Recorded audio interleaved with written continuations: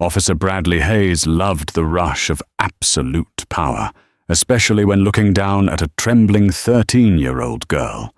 A smug, arrogant grin stretched across his face as he scoffed at her desperate, tearful plea. "Special Forces, huh? Right. And I'm the King of England," he sneered, unclipping his heavy metal handcuffs. "Time to put an end to this little fairy tale." He expected helpless tears. He expected easy compliance. What he absolutely didn't expect was the deafening, aggressive roar of a modified V8 engine tearing around the corner. As a towering, heavily muscled silhouette stepped out of a matte black Tahoe, radiating lethal, silent authority, the officer's grin violently evaporated.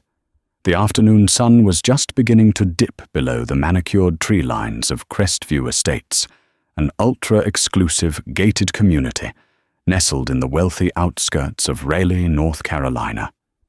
It was the kind of neighborhood where the lawns looked like they were trimmed with nail scissors, and unfamiliar cars were immediately noted on neighborhood watch group chats. 13-year-old Kai Jackson sat on a wrought-iron bench near the community's private park, her legs swinging slightly.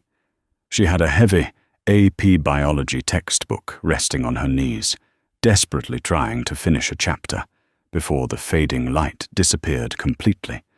She wore a simple yellow hoodie and jeans, her backpack resting on the ground beside her.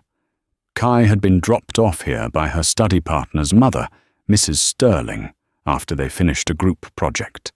Her father had texted her 20 minutes ago. "Wheels up from Fort Liberty. Hit traffic on I-40. Sit tight, baby girl. Be there in 30. Kai wasn't a resident of Crestview Estates, but she had every right to be sitting there. However, to Mrs. Higgins, a resident whose living room window perfectly overlooked the park, Kai was a glaring anomaly. 2 miles away, Officer Bradley Hayes of the local precinct was finishing up a mundane shift. Hayes was a 15-year veteran of the force, a man whose early ambitions had long since curdled into a bitter, cynical complacency. He was tired, his back ached, and he carried a chip on his shoulder regarding the wealthy residents he was paid to protect. When the dispatch radio crackled, he sighed. "Unit 4. We have a 1037 suspicious person at the Crestview Park entrance. Caller states an unidentified juvenile female has been loitering for nearly 40 minutes. Caller is concerned about potential casing for package theft." Hayes grabbed the radio mic. "Unit 4. Copy. I'm 3 minutes out." He flicked on his turn signal, navigating the cruiser through the winding, oak-lined streets. A suspicious juvenile? Probably some kid waiting for a ride, he thought. But as he pulled up to the pristine park, his eyes landed on Kai. She was deeply engrossed in her textbook, her brow furrowed in concentration. Hayes threw the cruiser into park, not bothering to turn off the engine, and stepped out. He adjusted his duty belt, a subconscious gesture of authority, and approached with heavy, deliberate steps. Kai looked up as the shadow fell over her book. Her stomach did a nervous flip. Her father had given her the talk multiple times about how to handle interactions with law enforcement, but theory was vastly different from the reality of a uniformed man towering over you in the fading dusk. "Evening," Hayes said, his tone flat, devoid of the friendly neighborhood cop cadence he usually reserved for the residents of Crestview. "Good evening, officer," Kai replied politely, closing her book and sitting up straight. "You live around here?" Hayes asked, his eyes scanning her. Then the backpack on the ground, as if it contained contraband instead of high school supplies. "No, sir," Kai answered, keeping her voice steady. "I was just at my friend Abigail Sterling's house down the street doing a science project. Her mum dropped me off here because it's easier for my dad to pick me up near the entrance." Hayes crossed his arms, his skepticism radiating off him in waves. He had dealt with liars all day, every day, for a decade and a half. To him, everyone was lying until proven otherwise. Is that right? And where is this dad of yours? He's on his way, sir. He got stuck in traffic on Interstate 40 coming from work. Hayes let out a short, dismissive breath. Right. Listen, kid, this is private property, a residents-only park. We get calls about package thieves and trespassers all the time. I'm going to need some identification. Kai's heart began to race. I'm 13, sir. I don't have a driver's license. I just have my student ID. Let's see it. She slowly unzipped her yellow hoodie pocket and pulled out her middle school ID card, handing it over. Hayes inspected it, shining his small tactical flashlight on the plastic card, though there was still plenty of daylight left.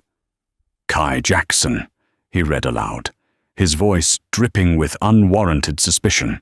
Well, Kai, here's the thing. I can't just have you sitting out here in the dark, based on a story about a study group and a dad who is supposedly stuck in traffic. For all I know, you're waiting for someone to pick you up after scoping out these houses. Kai's eyes widened in disbelief. What? No! I'm just reading my biology book. You can call Mrs. Sterling. She lives at 442 Oakmont Drive. I'm not calling anybody right now, Hayes snapped, handing the ID back. What I'm going to do is put you in the back of my cruiser until I can verify exactly who you are and what you're doing here. Stand up. Kai froze. The air grew colder. Put me in the cruiser? Sir, please. My dad is going to be here any minute. You don't have to do that. I said stand up, Hayes commanded, his voice rising in volume. He unclipped the retention strap on his handcuffs. The sound was a loud, sharp click in the quiet park. Panic flared in Kai's chest, but she remembered her father's calm, steady voice. Keep your hands visible. Speak clearly. Do not panic. Officer, Kai said, standing up slowly, leaving her hands entirely visible at her sides. My father is Rowan Jackson. He works at Fort Liberty. He is on his way right now. Hayes paused, a cruel, mocking smile slowly spreading across his face. He looked at the young, terrified girl in front of him and let out a harsh, barking laugh. Fort Liberty? Oh, so your dad is in the army now. Is that the new story? It's not a story, Kai said, her voice trembling just slightly, though she fought to keep it firm. He's a staff sergeant. He's in the Special Forces. If you just wait 5 minutes, Hayes threw his head back and laughed louder this time. The sheer arrogance of the sound echoed off the expensive brick facades of the nearby houses. Mrs. Higgins, watching through her blinds, surely felt a rush of vindicated satisfaction. Special Forces, Hayes chuckled, wiping a fake tear from his eye. Oh, that is rich. Look, kid, I've heard every excuse in the book. My dad's the mayor. My uncle is the police chief. But Special Forces? What is he? Delta Force? A Green Beret? Is he going to parachute in here and rescue you? He's in the 1st SFODD, Kai said quietly, using the official acronym her father had taught her.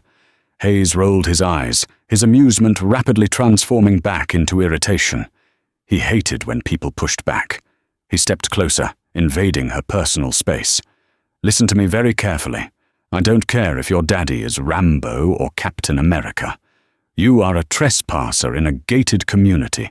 You're refusing a lawful directive to sit in my vehicle, and my patience is entirely gone. I'm not refusing, Kai pleaded, taking a half step back. I'm just asking you to please wait. If he gets here and I'm in the back of a police car, he's going to be very upset.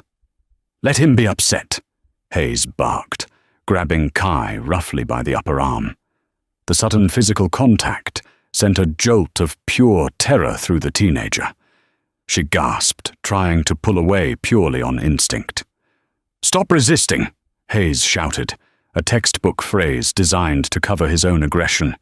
He spun her around, forcing her arms behind her back. You're making this a lot harder than it needs to be, kid.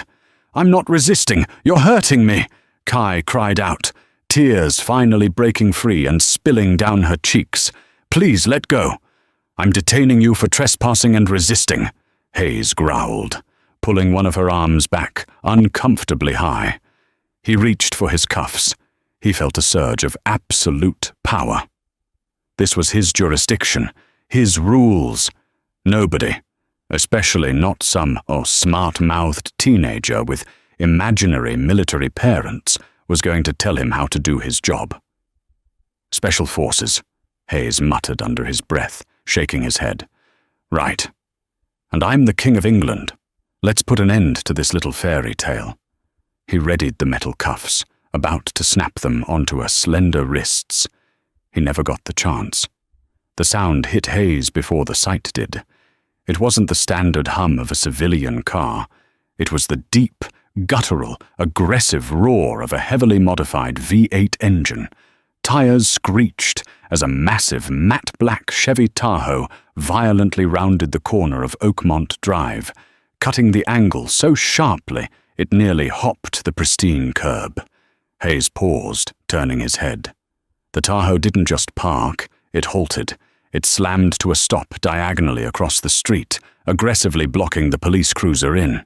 The headlights blazed like angry eyes in the twilight. For a split second, Hayes felt a flicker of genuine unease. The vehicle looked like it belonged to a federal agency, but his ego quickly squashed the feeling. Great, he muttered.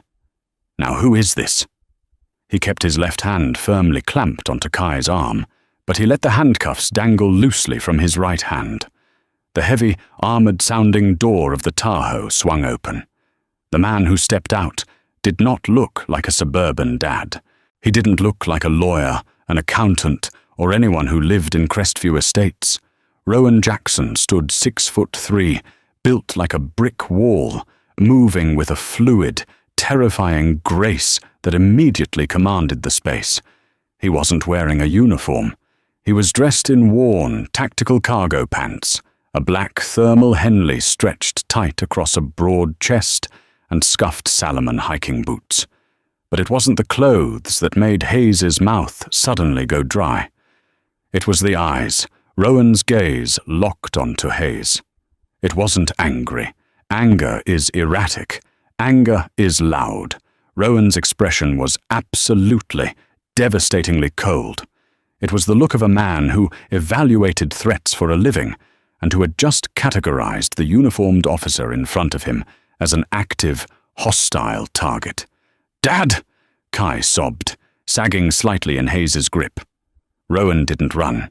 He walked, but he covered the 40 feet of pavement between the Tahoe and the bench with horrifying speed. "Hey, stay right there!" Hayes shouted, trying to project the authority he had wielded so easily a moment ago.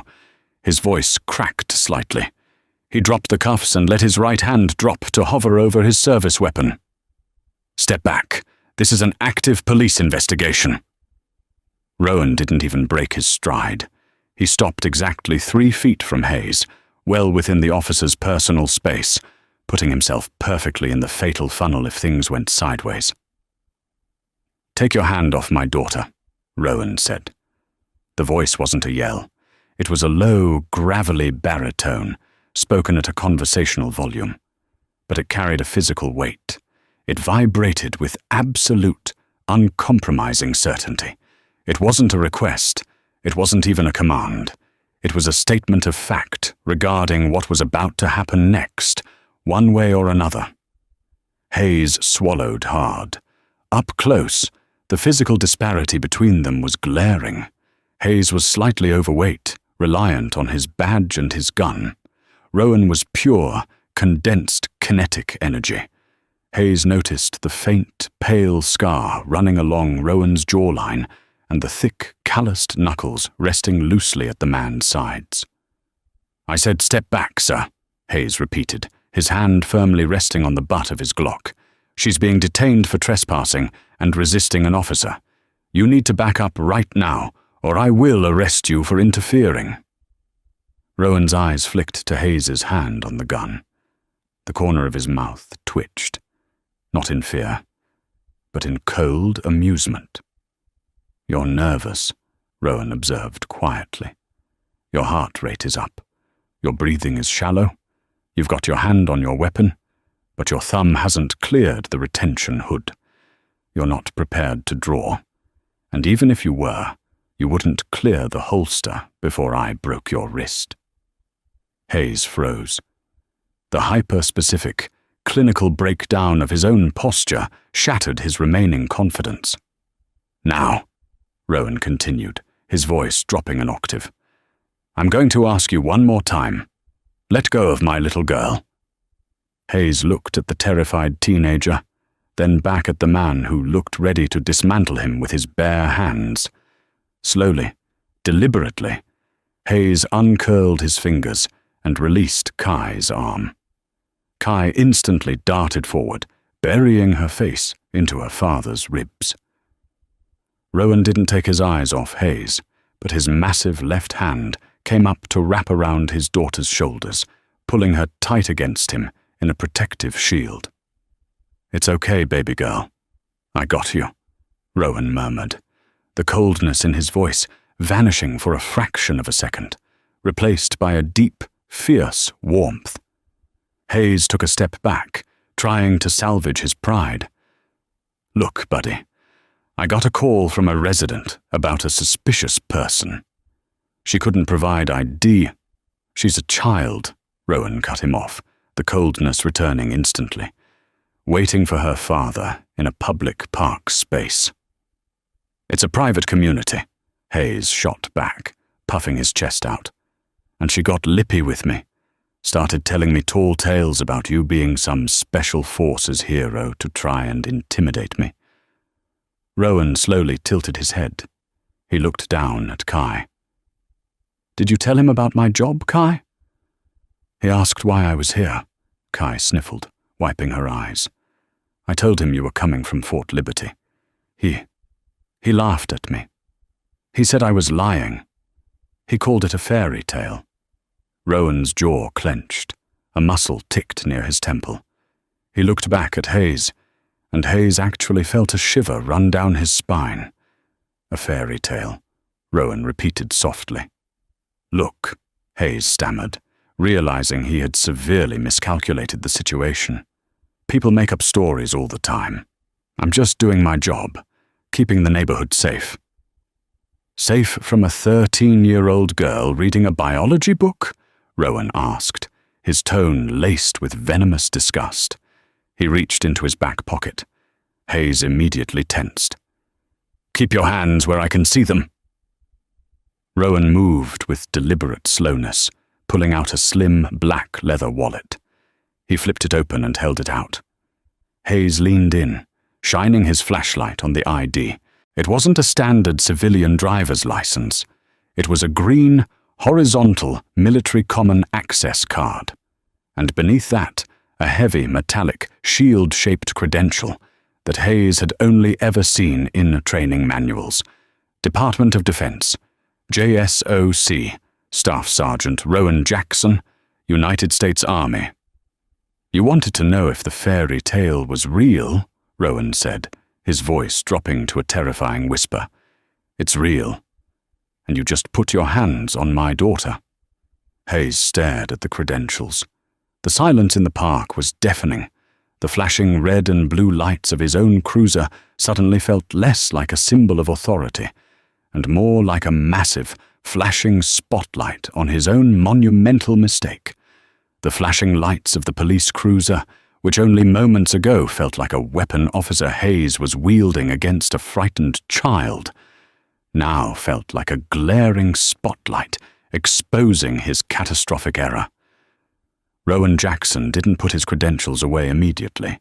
He held the JSOC shield and his military ID perfectly still, forcing Hayes to stare at the reality of his mistake. I apologize for the misunderstanding, Sergeant Jackson," Hayes stammered, the mocking bravado entirely drained from his voice. He took another step back, instinctively trying to create distance. "Like I said, we had a call. A resident was concerned. I was just attempting to verify her identity." by attempting to forcefully handcuff a compliant, terrified 13-year-old girl. Rowan's voice remained deadly quiet, a controlled burn that was far more terrifying than a scream. You didn't verify anything.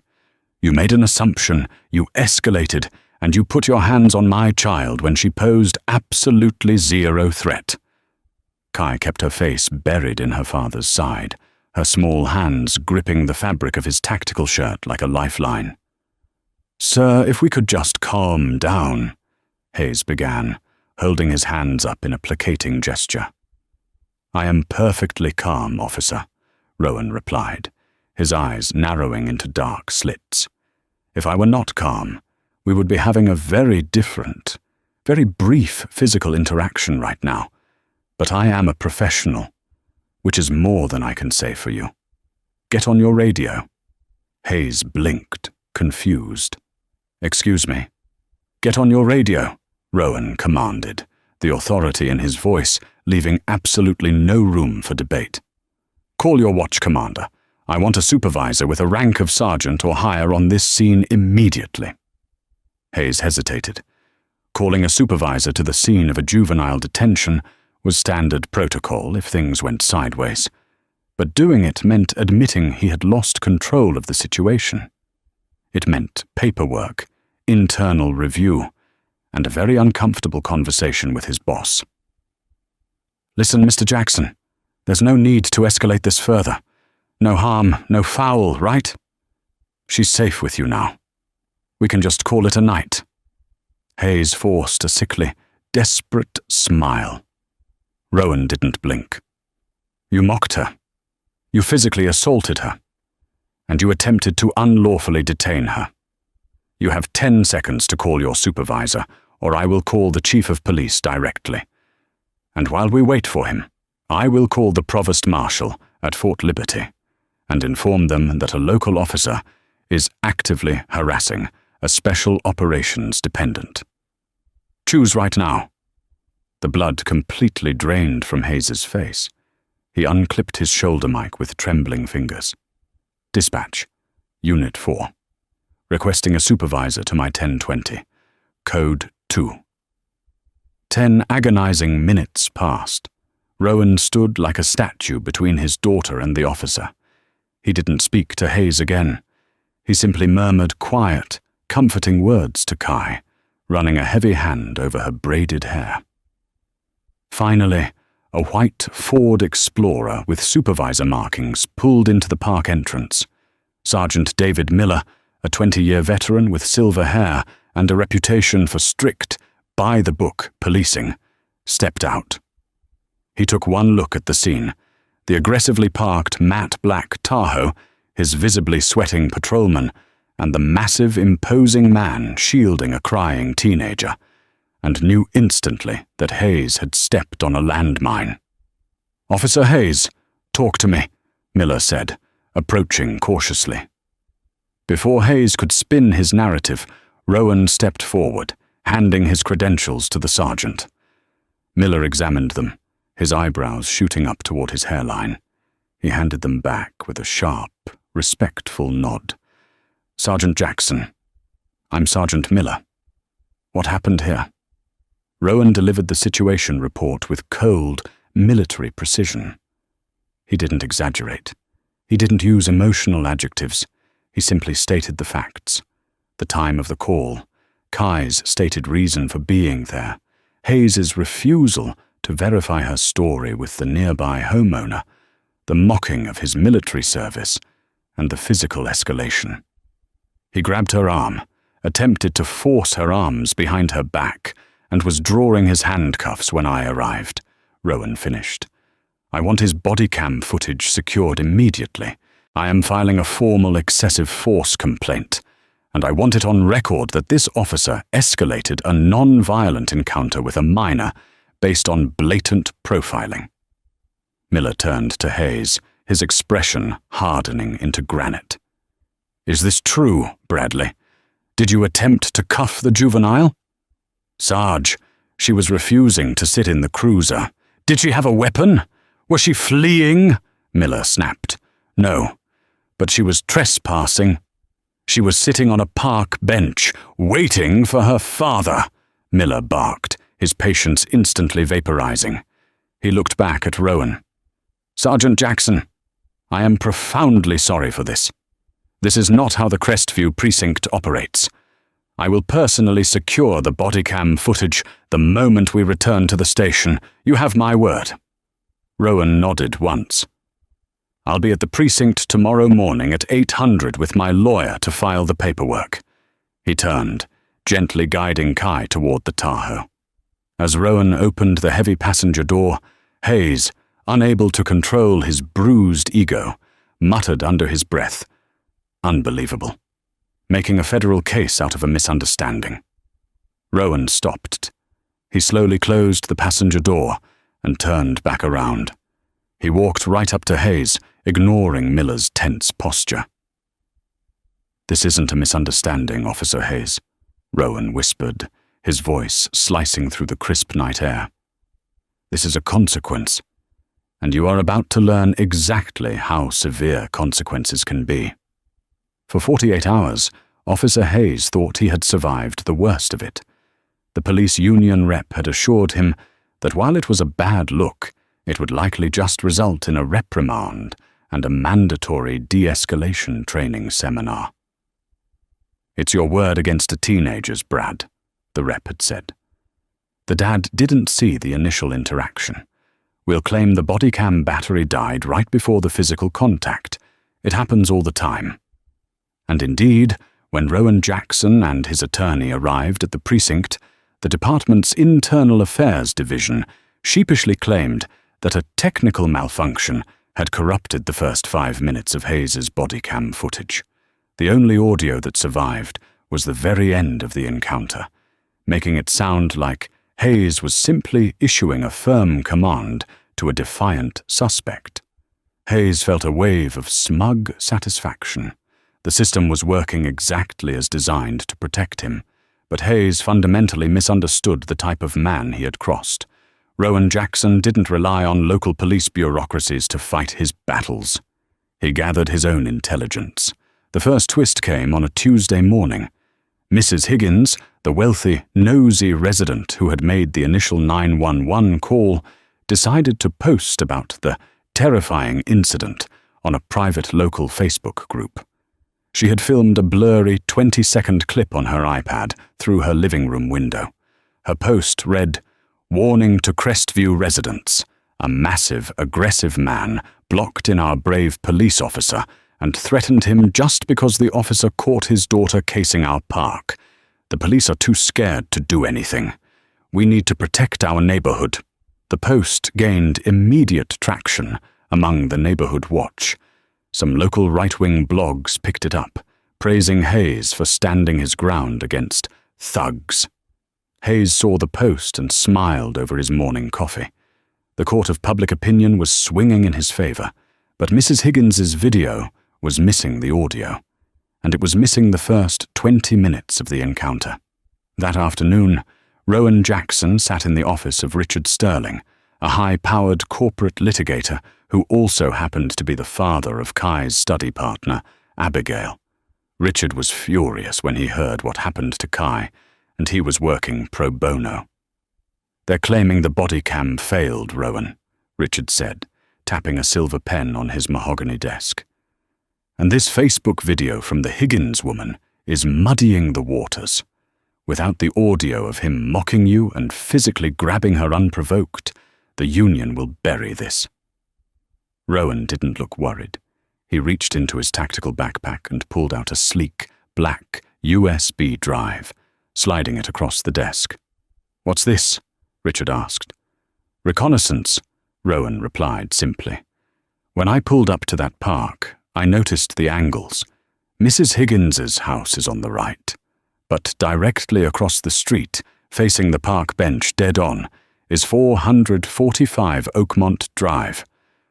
I went back yesterday.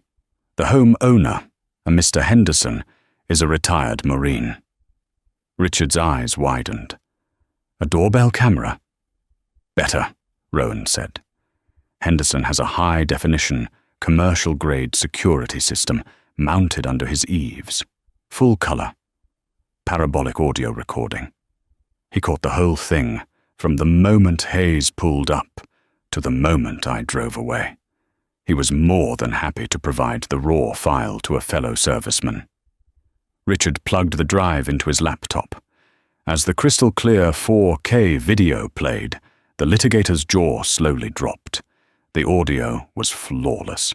It captured every sneering, condescending word out of Hayes's mouth. It captured him mocking the special forces. It clearly showed Kai sitting peacefully, offering her ID and politely explaining her situation. And most damning of all, it captured Hayes violently grabbing the child, twisting her arm with excessive, malicious force while she cried out in pain.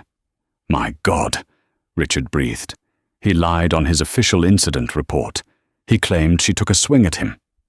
"He also tampered with evidence," Rowan added coldly, "because Henderson's camera clearly shows the green recording light on Hayes's body cam, blinking the entire time. It didn't malfunction. They deleted it." Richard leaned back in his leather chair, a predatory smile spreading across his face. "Rowan, this isn't just an excessive force complaint anymore. This is a civil rights violation, perjury, and destruction of evidence. I'm not giving this to internal affairs. They had their chance." "Who are you giving it to?" Rowan asked. "Everyone," Richard said. The next morning, the local news didn't run Mrs. Higgins's blurry iPad video. They ran the crisp 4K security footage provided by Richard Sterling. They ran it unedited, without commentary. The public reaction was not a ripple. It was a tsunami. The sight of a grown, armed man aggressively twisting the arm of a crying 13-year-old girl while laughing about her father's military service shattered any defense Hayes had. The internet exploded.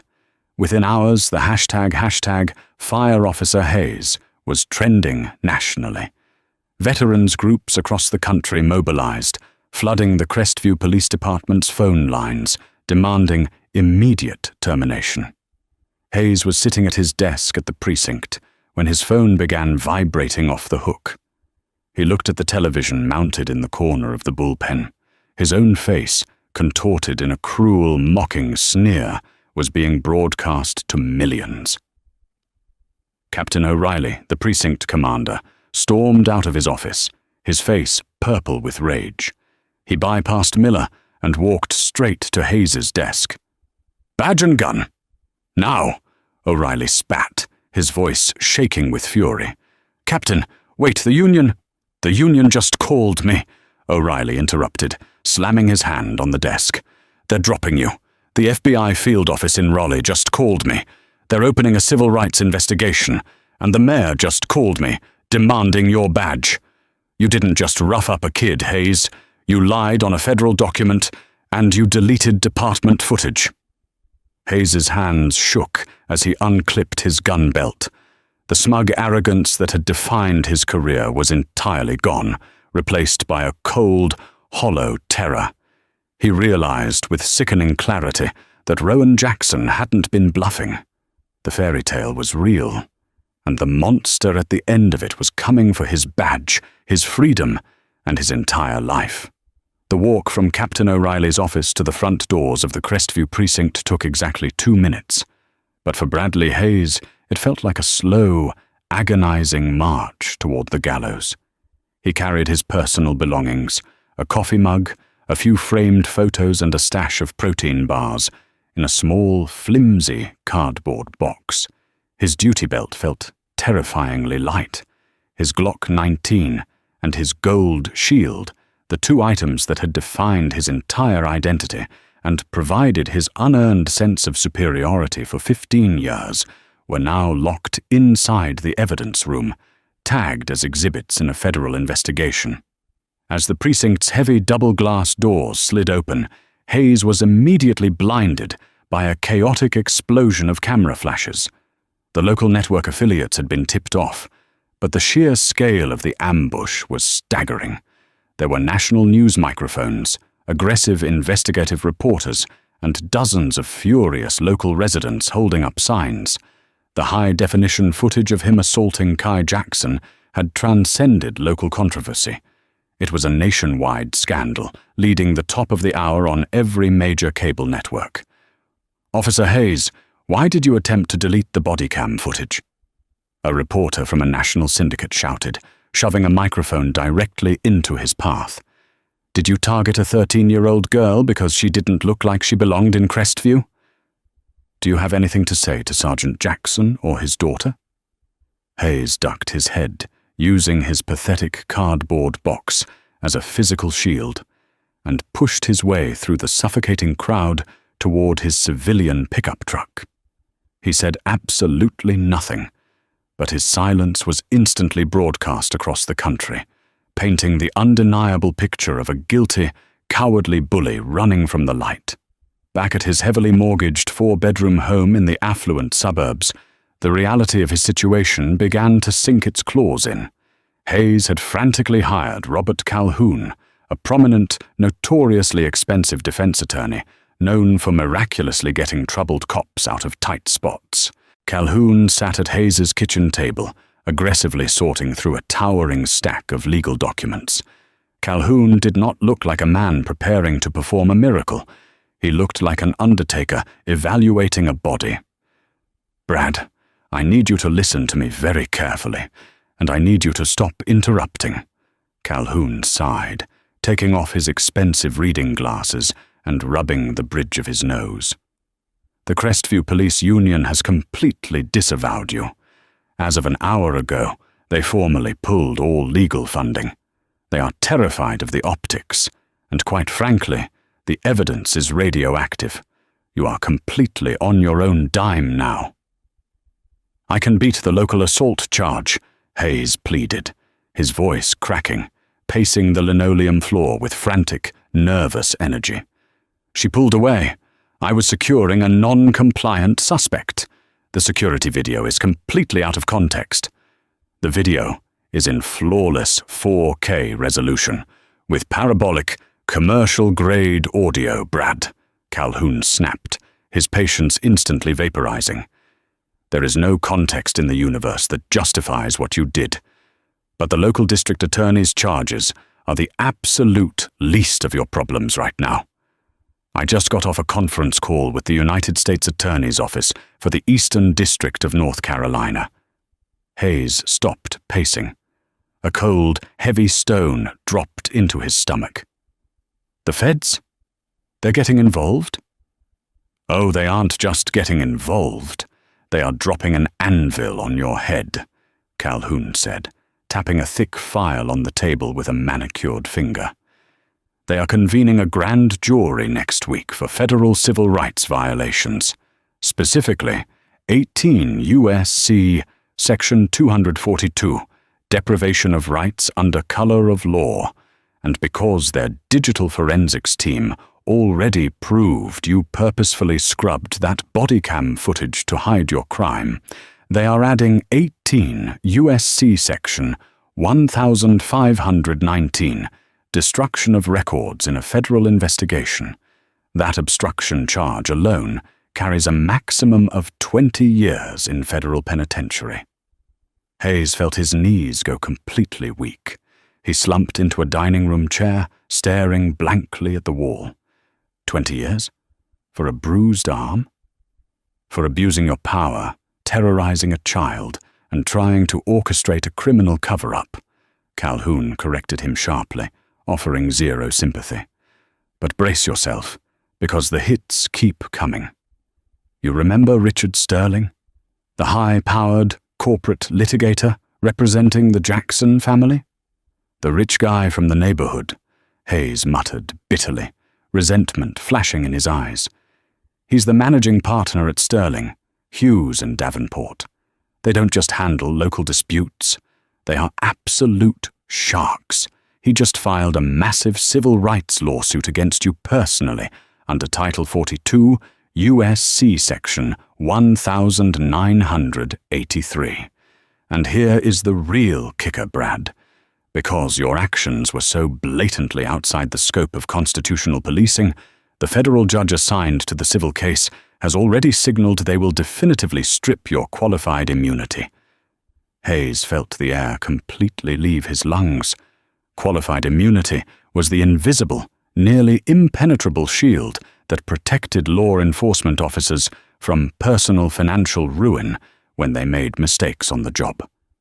If that immunity was stripped, he wasn't just facing federal prison time, he was facing absolute, unrecoverable destitution. They're going to take my house?" Hayes whispered, his eyes wide with rising terror. "They are going to take everything," Calhoun said quietly, his voice devoid of emotion. "Your house, your retirement pension, your savings accounts, and this truck sitting in your driveway. The city is refusing to indemnify you. You are personally liable for damages that will likely run into the millions. Furthermore, the district attorney just hand-delivered this." Calhoun slid a formal, watermarked letter across the table. "They have officially placed you on the Brady list." Hayes stared at the paper as if it were coated in poison. The Brady list, stemming from the landmark Supreme Court case Brady v. Maryland and its companion Giglio v. United States, was the absolute, undeniable death sentence for any police officer's career. It was a public registry of officers whose credibility as witnesses had been permanently destroyed due to documented perjury, misconduct, or evidence tampering. It meant that even if Hayes somehow avoided federal prison, he could never testify in a court of law ever again. No department, not even the most desperate underfunded sheriff's office in the country, could legally hire him to make an arrest. His career was not just suspended, it was entirely, irreversibly eradicated. But the final, most devastating twist of the knife came 3 days later, revealing the sheer scale of the trap Hayes had walked into. Rowan Jackson and Richard Sterling hadn't just stopped at the incident in the park. Knowing that a cop comfortable enough to openly mock the military and assault a child on a whim had likely done it before, Sterling used his firm's massive resources to hire Kroll Inc., a premier global corporate investigation and risk consulting firm. These weren't local private eyes. They were former federal agents and forensic accountants. Armed with the viral video, Kroll's investigators dug deep into the buried internal affairs files of the Crestview Police Department. They audited Hayes' entire 15-year career, tracking down every dismissed complaint, every sealed juvenile interaction, and every use of force report that his union had quietly swept under the rug. Within a week, the investigators found them. 3 other minority families from the surrounding lower-income townships came forward. All 3 families recounted identical, harrowing stories of Officer Hayes unlawfully detaining their teenage sons, mocking their backgrounds, and using aggressive, unprovoked physical intimidation to stroke his own ego. For over a decade, Hayes had gotten away with it because those families didn't have high-definition commercial security cameras. They couldn't afford a firm like Sterling, Hughes, and Davenport, and they certainly didn't have fathers serving in the Joint Special Operations Command. Hayes hadn't just made a single, unfortunate mistake. He had a documented, systemic pattern of federal civil rights abuses. He had simply, finally picked the wrong prey. As the news of the past victims broke on national television, destroying any remaining shred of his defense, Hayes sat alone in his empty house. His wife had packed her bags and taken their children that morning, unable to bear the public disgrace and the looming financial apocalypse. Hayes looked around the quiet, empty rooms, realizing with a cold, sickening clarity that Rowan Jackson's promise had come true. The monster was finally trapped, and the hard, unrelenting karma was entirely of his own making.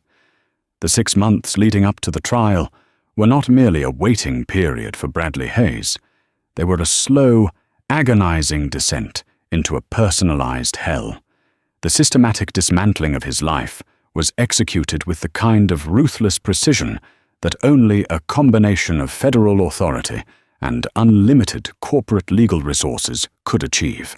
Hayes had always believed his badge was an impenetrable shield, a permanent VIP pass that insulated him from the consequences of the real world. Now, he was experiencing the brutal reality of a man stripped of all armor. The Crestview Police Union, terrified of the national PR nightmare and the undeniable 4K evidence of a federal crime, had formally severed all ties within 48 hours of the video leaking. His so-called brothers in blue stopped returning his calls.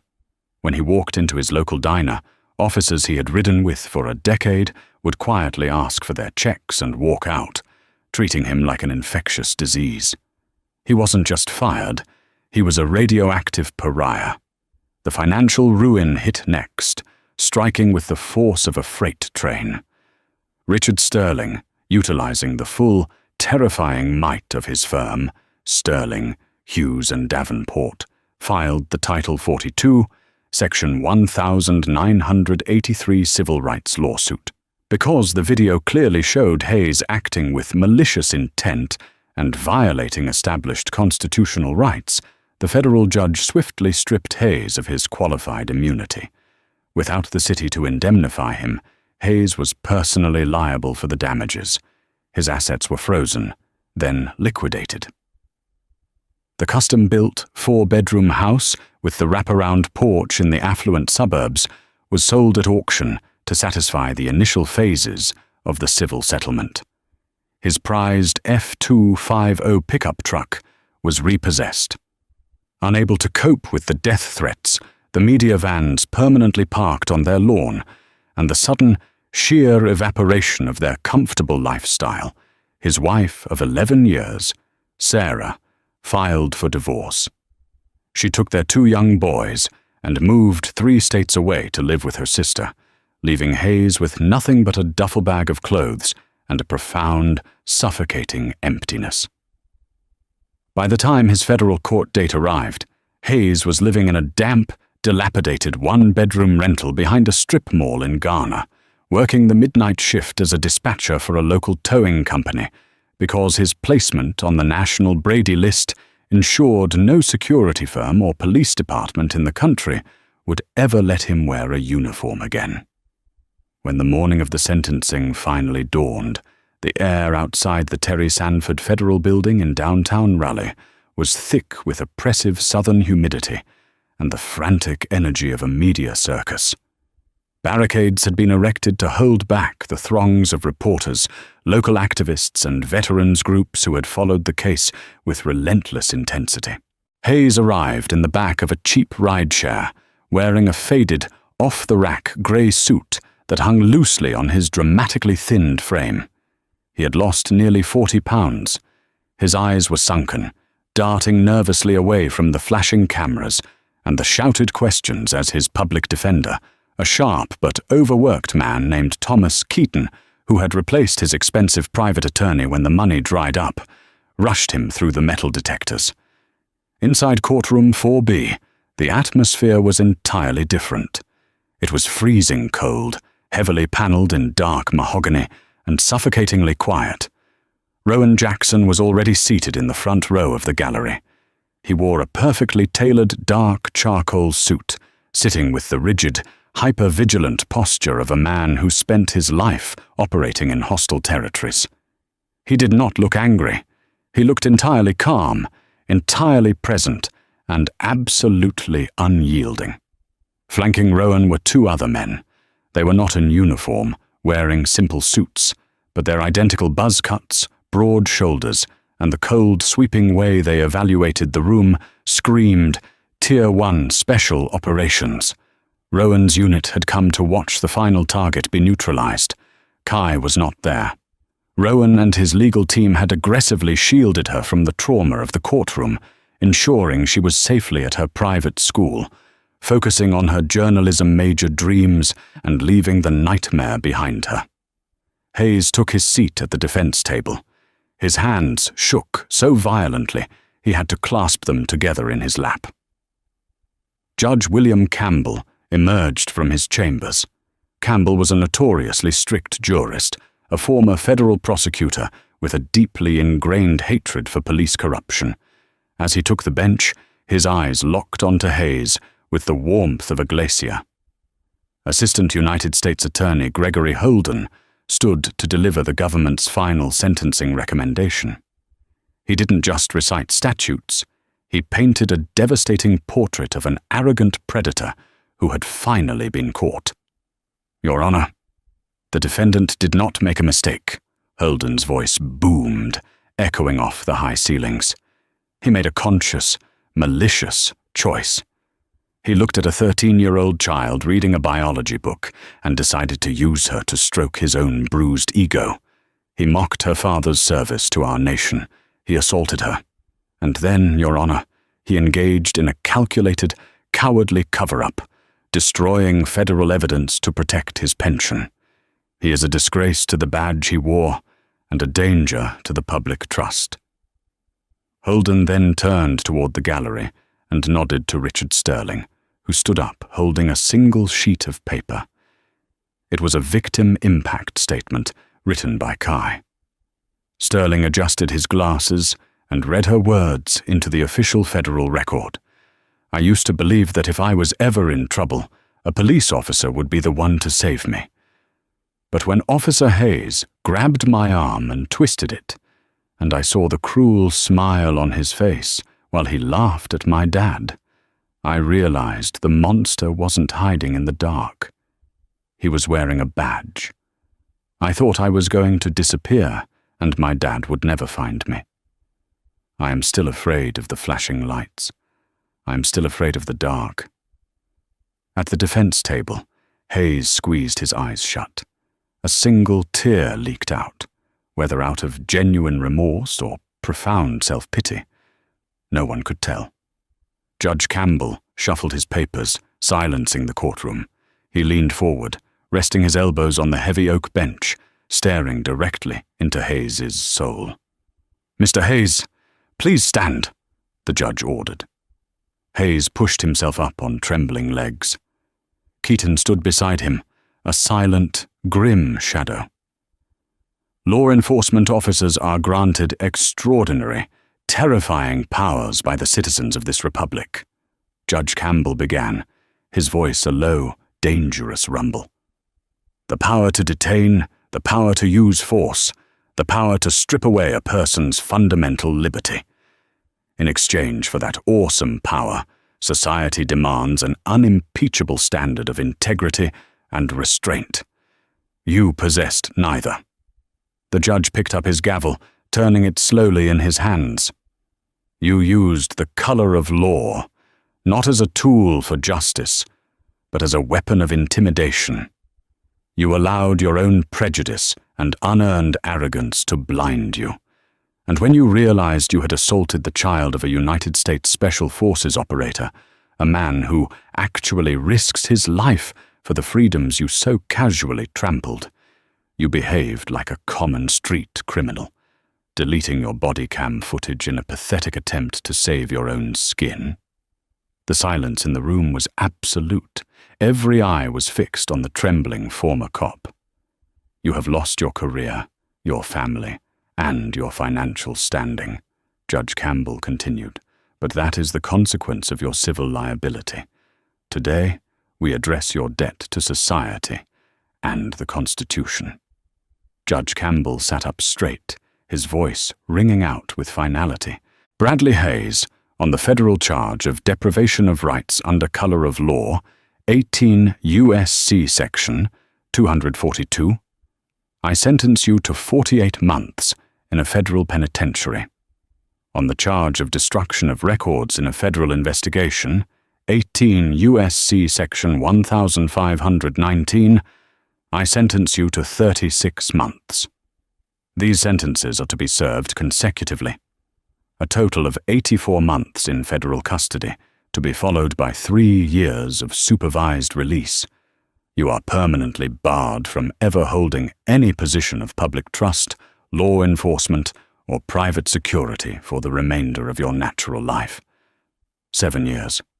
No parole in the federal system. Hayes's knees buckled. Keaton had to catch him by the elbow to keep him from collapsing to the floor. 2 United States Marshals immediately stepped forward. "Hands behind your back," the taller marshal ordered, his voice devoid of any sympathy for a former lawman. Hayes numbly complied. The heavy steel handcuffs snapped around his wrists with a loud metallic click. It was a chilling, poetic echo of the exact sound Hayes had made in the park all those months ago when he had tried to cuff a terrified little girl. As the marshals grabbed his biceps to lead him toward the holding cell door, Hayes stopped. He turned his head, his tear-streaked face looking desperately toward the gallery. He locked eyes with Rowan Jackson. Hayes was looking for a reaction, a smirk, a gloat, a sign of triumph. He got nothing. Rowan's expression did not change. His eyes remained as cold and unreadable as they had been on that first night in Crestview Estates. To Rowan, Hayes was no longer a person. He was simply a neutralized threat, a completed objective. Rowan gave a single, slow nod, turned his back on the ruined man, and walked toward the heavy wooden doors of the courtroom to go home to his daughter. Justice hadn't just been served, it had been weaponized. The fairy tale was over, and the villain was finally locked in the dark. If this story made your blood boil and cheer for absolute justice, you're not alone. The abuse of power is a terrifying reality, but seeing a bully face the ultimate, undeniable consequences, losing his badge, his freedom, his family, and his entire reputation, is the exact kind of hard, unyielding karma we all want to see in the real world. Rowan Jackson proved that true strength isn't about wearing a uniform and intimidating innocent kids. It's about standing up for your family with unshakable composure, tactical brilliance, and letting the absolute truth be your ultimate weapon. What would you have done if you were in Rowan's shoes, facing down a corrupt cop? Drop your thoughts and your own stories in the comments below. If you want more intense, real-life drama stories with massive twists and incredibly satisfying karma, make sure to smash that like button, share this video with your friends, and subscribe to the channel so you never miss an upload. See you in the next one.